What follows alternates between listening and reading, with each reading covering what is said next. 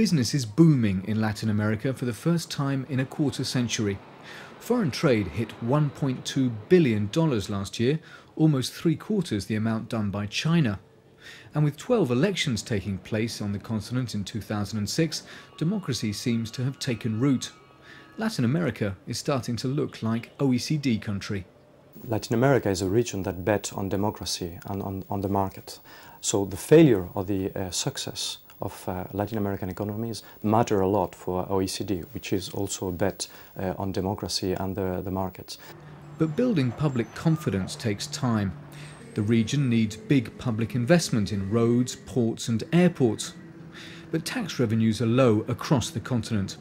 The OECD says that's because only a quarter of Latin Americans trust their governments to spend their tax money wisely. One way to improve trust would be to make better progress on fighting poverty, a huge task in a continent where there are 200 million people living below the poverty line. The United Nations says there's not only a moral imperative to reduce poverty, it would help the economy too.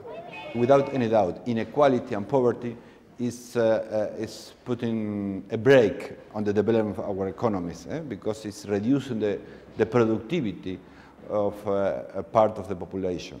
Here at the OECD, they say that the current boom is the perfect opportunity to build up the framework of the economy, to strengthen the legitimacy and institutions of government and increase public spending on infrastructure.